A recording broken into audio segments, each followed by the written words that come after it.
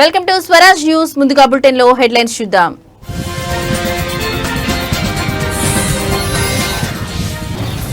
Group 1 పై Telangana high court కీలక తీర్పు. గతంలో ప్రకటించిన జనరల్ ర్యాంకింగ్ లిస్టు రద్దు.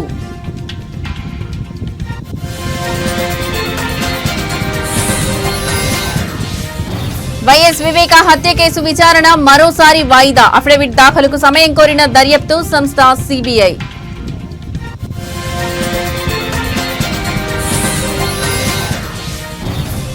ఆల్ టైమ్ రికార్డ్ బద్దలు కొట్టిన బంగారం. చరిత్రలో తొలిసారిగా 24 క్యారెట్ల పసిడి ధర 1,10,000.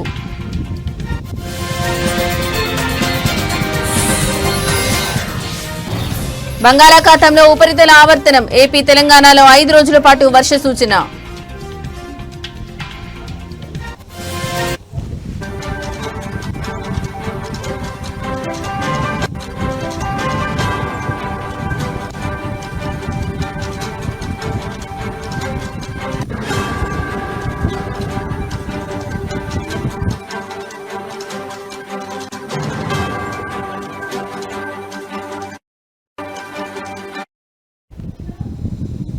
రైట్, ఇక బ్రేకింగ్ న్యూస్ చూస్తున్నాం. గ్రూప్ 1 పై తెలంగాణ హైకోర్టు సంచలన తీర్పు వెలువరించింది. గ్రూప్ 1 పిటిషన్లను కొట్టివేసిన తెలంగాణ హైకోర్టు మెయిన్స్ పరీక్ష పేపర్లను రివాల్యుయేషన్ చేయాలని టీజీపీఎస్సీకి ఆదేశం. రీవాల్యుయేషన్ ఆధారంగా ఫలితాలు వెల్లడించాలని టీజీపీఎస్సీకి ఆదేశం. సాధ్యం కాకపోతే పరీక్షలు మళ్లీ నిర్వహించాలన్న హైకోర్టు మెయిన్స్ మెరిట్ లిస్ట్ ను హైకోర్టు రద్దు చేసింది. మూల్యాంకనంలో అక్రమాలు జరిగాయని, పరీక్షలు రద్దు చేయాలని కొందరు అభ్యర్థులు హైకోర్టులో పిటిషన్ దాఖలు చేశారు. 2023 అక్టోబర్ 21 నుంచి 27 వరకు జరిగిన గ్రూప్ 1 మెయిన్స్ పరీక్షలకు 21,000 మంది విద్యార్థులు హాజరయ్యారు. ఆ పరీక్షల ఫలితాలను టీజీపీఎస్సీ ఈ ఏడాది మార్చి 10న విడుదల చేసింది. ఈ ఫలితాల్లో అభ్యర్థులకు వచ్చిన మార్కులపై అనేక అనుమానాలు తలెత్తాయి.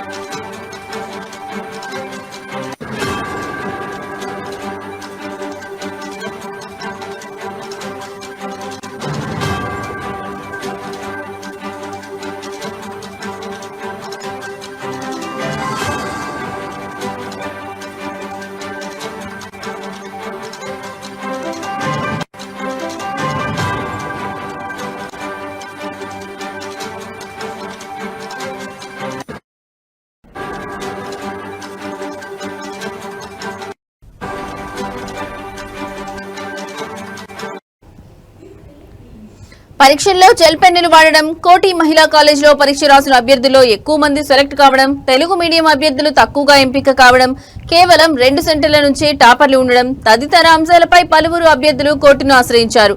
పరీక్షలు రద్దు చేయొద్దని కోర్టులో పిటిషన్ వేసిన ఉద్యోగాలకు ఎంపికైన అభ్యర్థులు ఇప్పటికే ఇరువురు పిటిషన్ల వాదనలు విన్న న్యాయస్థానం ఇవాళ తెలంగాణ హైకోర్టు మెయిన్స్ పరీక్షలు మళ్లీ నిర్వహించాలని తుది తీర్పును వెల్లడించింది.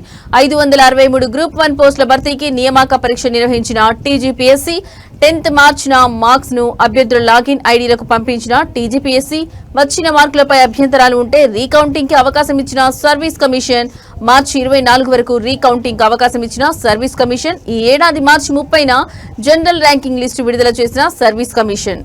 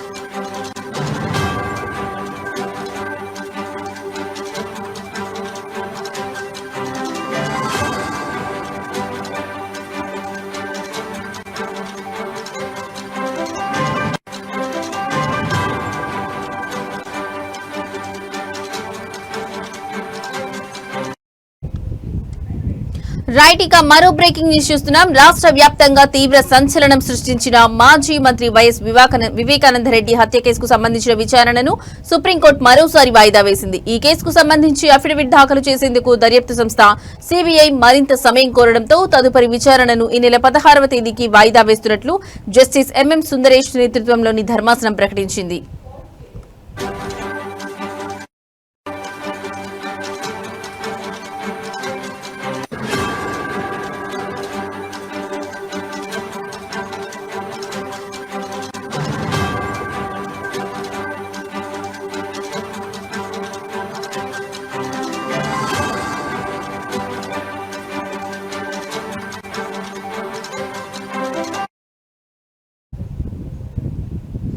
వివేక హత్య కేసులో కుట్ర కోణంపై తదుపరి దర్యాప్తు అవసరమా లేదా అనే విషయంపై స్పష్టత ఇవ్వాలని గత విచారణ సందర్భంగా సుప్రీంకోర్టు సిబిఐని ఆదేశించిన సంగతి తెలిసిందే. దీనిపై తమ వాదనలు వినిపించేందుకు సిద్ధం కావాల్సి ఉందని సిబిఐ తరపున అదనపు సొలిసిటర్ జనరల్ ఎస్వీ రాజు కోర్టుకు విన్నవించారు. అఫిడవిట్ దాఖలు చేసేందుకు కొంత గడువు కావాలని ఆయన అభ్యర్థించారు.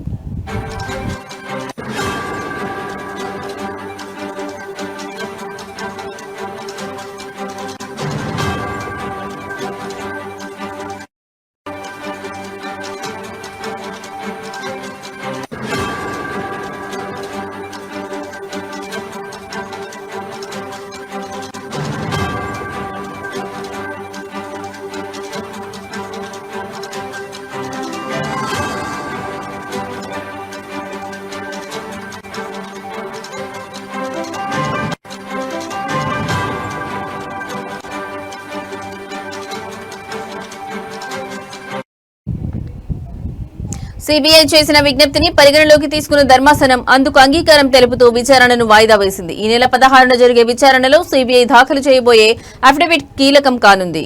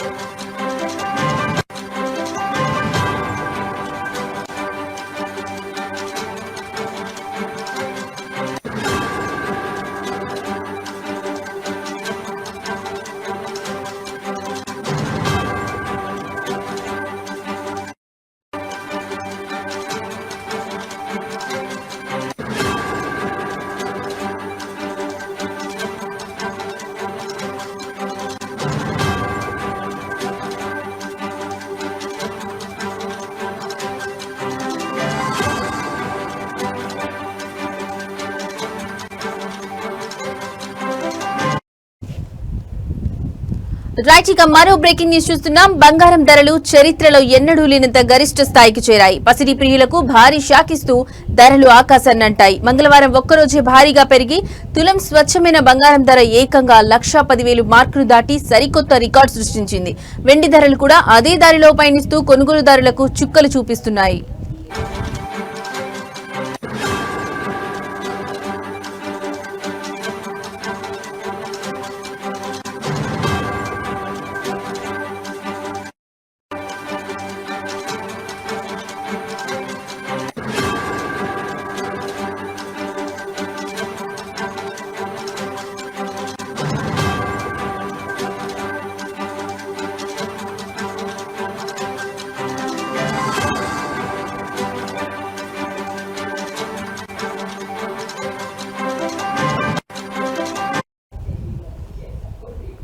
హైదరాబాద్ బులియన్ మార్కెట్ లో ఇవాళ 24 క్యారెట్ల స్వచ్ఛమైన బంగారం తులంపై 1360 పెరిగింది. దీంతో దాని ధర 1,10,290కి చేరింది. అదేవిధంగా 22 క్యారెట్ల ఆభరణాల బంగారం ధర తులంపై 1,250 పెరిగి 1,01,000 వద్ద ట్రేడ్ అవుతోంది. ఆంధ్రప్రదేశ్లోని విజయవాడ, విశాఖపట్నం మార్కెట్లలో కూడా ఇవే ధరలు కొనసాగుతున్నాయి.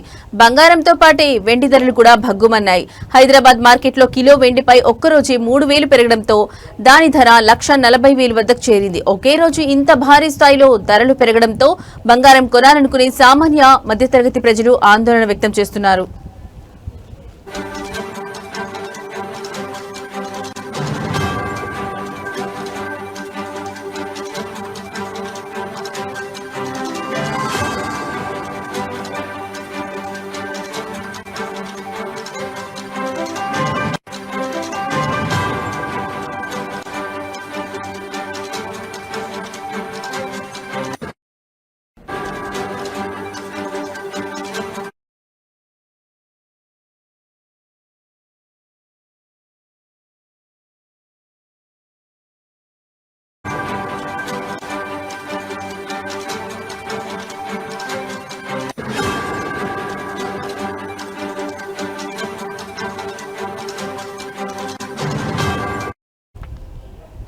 రైట్, ఇక మరో బ్రేకింగ్ న్యూస్ చూస్తున్నాం. తెలుగు రాష్ట్రాల ప్రజలకు హైదరాబాద్ వాతావరణ కేంద్రం కీలక హెచ్చరిక జారీ చేసింది.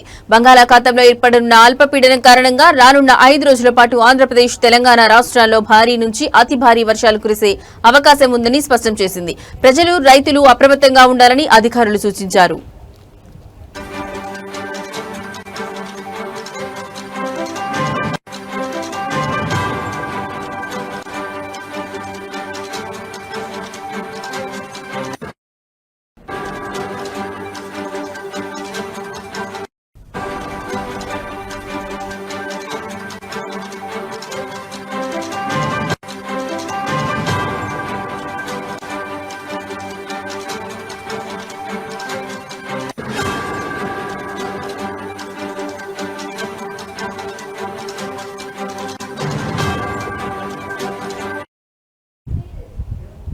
హైదరాబాద్ వాతావరణ కేంద్రం విడుదల చేసిన ప్రకటన ప్రకారం 13వ తేదీన బంగాళాఖాతంలో అల్పపీడనం ఏర్పడనుంది. ఈ వాతావరణ వ్యవస్థ ఆంధ్రప్రదేశ్, తెలంగాణ, ఒడిశా రాష్ట్రాల వైపుగా కదిలే అవకాశం ఉందని అధికారులు అంచనా వేస్తున్నారు. దీని ప్రభావంతో రేపటి నుంచి 15వ తేదీ వరకు తెలుగు రాష్ట్రాల్లోని అనేక ప్రాంతాల్లో విస్తారంగా వర్షాలు కురుస్తాయని తెలిపారు.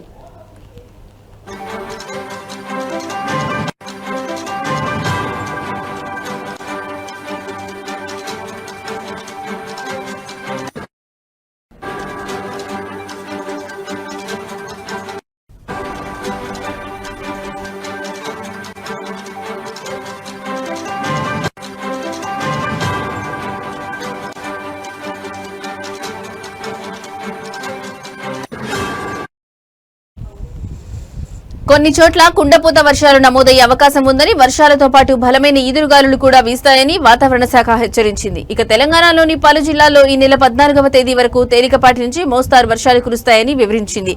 ఆదిలాబాద్, నిజామాబాద్, కరీంనగర్, వరంగల్, ఖమ్మం, నల్గొండ సహా పలు జిల్లాల్లో ఈ వర్షాలు నమోదవుతాయని పేర్కొంది.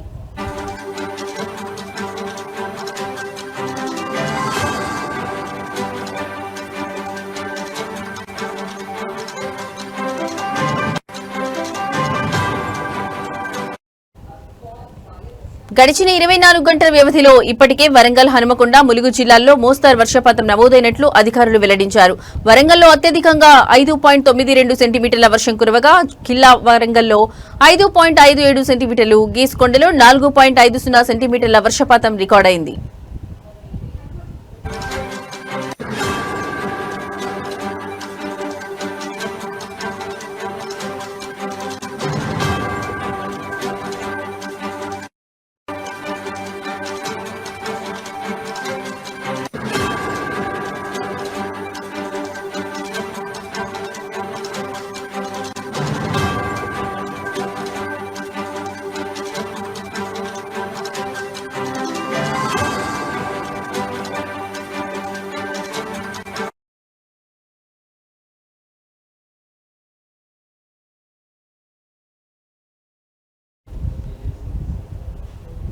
తెలంగాణలో రైతులు ప్రస్తుతం తీవ్రమైన యూరియా కొరతను ఎదుర్కొంటున్నారు. పంటలకు అత్యవసరమైన యూరియా కోసం రైతులు సొసైటీల వద్ద పడికాపులు కాస్తున్నారు. గతంలో ఎన్నడూ లేని విధంగా రైతులు యూరియా కోసం పడరాని పాట్లు పడుతున్నారు. కరీంనగర్ జిల్లా హుజూరాబాద్ మండలం చేల్పూరు గ్రామ వ్యవసాయ ప్రాథమిక సహకార సంఘం, జమ్మికుంట మండలం కోరపల్లి గ్రామ సొసైటీ వద్ద వేకువజాము నుండే యూరియా కోసం పడిగాపులు కాస్తున్నారు రైతులు. యూరియా వస్తుందన్న సమాచారంతో ఉదయం 4 గంటల నుండే మహిళా, పురుష రైతులు వేరువేరుగా చెప్పులు క్యూ లైన్ లో పెట్టి వేచి చూస్తున్నారు. వేల రూపాయల పెట్టుబడి పెట్టి యూరియా బస్తాలు దొరకక పంటలు ఎండిపోయే పరిస్థితి ఏర్పడిందని ఆవేదన వ్యక్తం చేశారు. యూరియా కోసం సొసైటీల వద్ద ఉదయం నుండి సాయంత్రం వరకు పడిగాపులు కాసిన ఒక్క యూరియా బస్తా కూడా దొరకడం లేదని కేంద్ర, రాష్ట్ర ప్రభుత్వాలు స్పందించి రైతులకు సరిపడే యూరియా పంపిణీ చేయాలని రైతులు కోరుతున్నారు.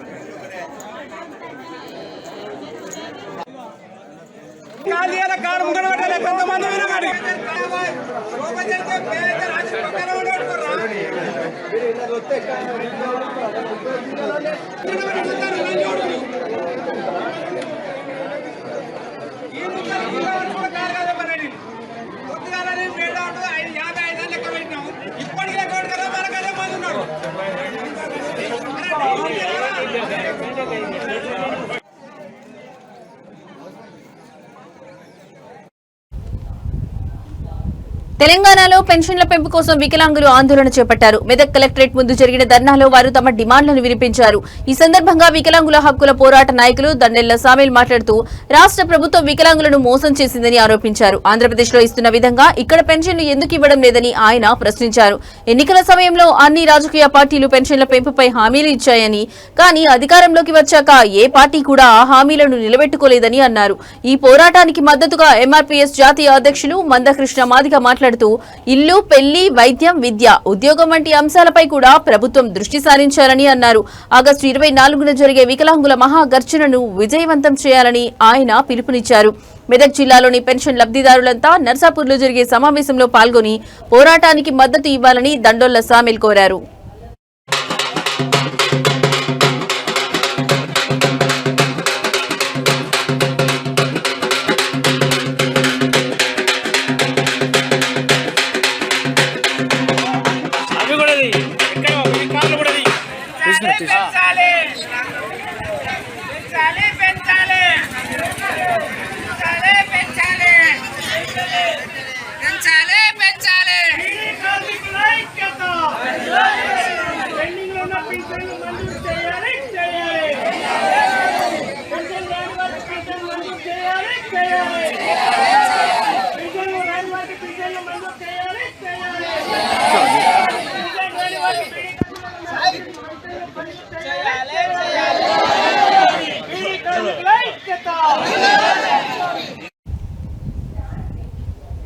సంపూర్ణ అక్షరాస్యతతోనే దేశం అభివృద్ధి పథంలో దూసుకెళ్తుందన్నారు శ్రీకాకుళం ఎమ్మెల్యే గొండు శంకర్. శ్రీకాకుళం జిల్లా సింగుపురం జెడ్పీహెచ్ పాఠశాలలో 59వ అంతర్జాతీయ అక్షరాస్యత దినోత్సవం జరిగింది.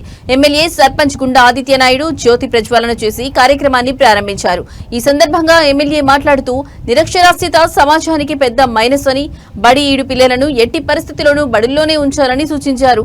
చదువును మధ్యలో ఆపేసిన వారికి మళ్లీ చదువును కొనసాగించేలా ప్రోత్సహించాలన్నారు. అక్షరాస్యత ఉన్నప్పుడే మన హక్కులు విధులు అర్థమవుతాయని, అవగాహన పెరుగుతుందని చెప్పారు. వయోజనులకు విద్య అవసరం ఉందని, వారిని అక్షరాస్యులుగా చేయడం ద్వారా ప్రభుత్వ పథకాలపై అవగాహన పెంపొందుతుందని తెలిపారు. పిల్లలు చెప్పడం జరిగింది. ఒక వ్యక్తి అక్షరాస్యుడైనప్పుడు అతను కేవలం అక్షరాలు నేర్చుకోవడమే కాక కొత్త లోకాన్ని చూస్తాడు.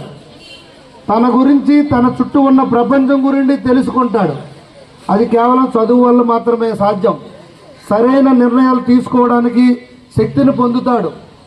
మరియు ఆర్థికంగా, సామాజికంగా ఎదిగే అవకాశాలను కూడా కల్పించుకుంటాడు చదువుకున్న వ్యక్తి. అక్షరాస్యత అనేది వ్యక్తికి స్వయం అభివృద్ధికి, ఆత్మవిశ్వాసానికి మరియు సమాజంలో గౌరవంగా జీవించడానికి అవసరమైనటువంటి సాధనం. విద్య అనేది ప్రతి ఒక్కరి ప్రాథమిక హక్కు. అక్షరాస్యత ఆ హక్కుకు పునాది. మహిళా అక్షరాస్యత పట్ల మనం ప్రత్యేక శ్రద్ధ తీసుకోవాలి. ఒక మహిళ అక్షరాస్యురాలు అయితే ఆ కుటుంబం మొత్తం విద్యావంతులు అవుతారు. అలాగే సమాజం కూడా పురోగమిస్తుంది.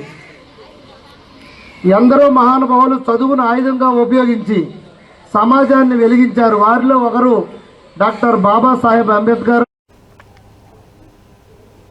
తెలంగాణలో యూరియా కొరత రైతులను తీవ్ర ఇబ్బందులకు గురిచేస్తుంది. హనుమకొండ జిల్లాలోని పరకాల రైతు వేదిక వద్ద వెలుగులోకి వచ్చిన ఒక ఘటన ఈ సమస్య తీవ్రతను స్పష్టం చేస్తోంది.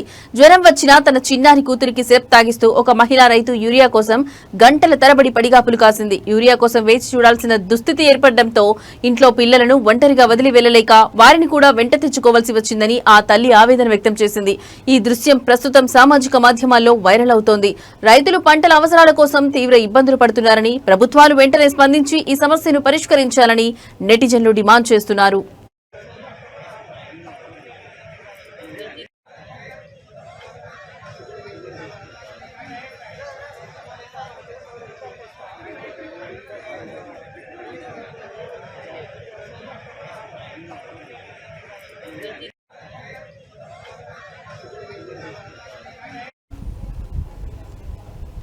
తెలంగాణ రాష్ట్రంలోని మల్కాజ్గిరి ఎమ్మెల్యే మల్లారెడ్డి ఈ రోజు కుటుంబ సమేతంగా శ్రీకాళహస్తీశ్వర స్వామి వారి ఆలయాన్ని దర్శించుకున్నారు. ఆలయానికి వచ్చిన మల్లారెడ్డి కుటుంబానికి ఆలయ అధికారులు ఘన స్వాగతం పలికారు.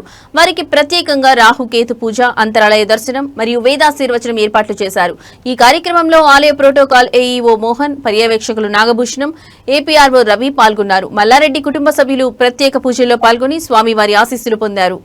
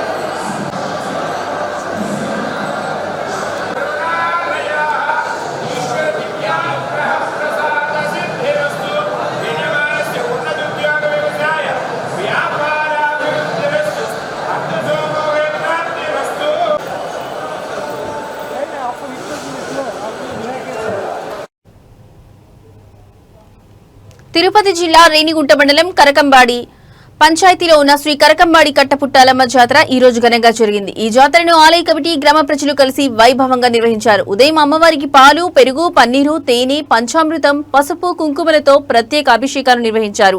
అమ్మవారిని ప్రత్యేక అలంకరణలో భక్తులకు దర్శన భాగ్యం కల్పించారు. భక్తులు పెద్ద సంఖ్యలో ఆలయానికి తరలివచ్చి అమ్మవారికి పొంగలు సమర్పించి మొక్కులు చెల్లించుకున్నారు. భక్తులకు ఎలాంటి అసౌకర్యం కలగకుండా మంచినీళ్లు, మజ్జిగ ప్యాకెట్లు పంపిణీ చేశారు.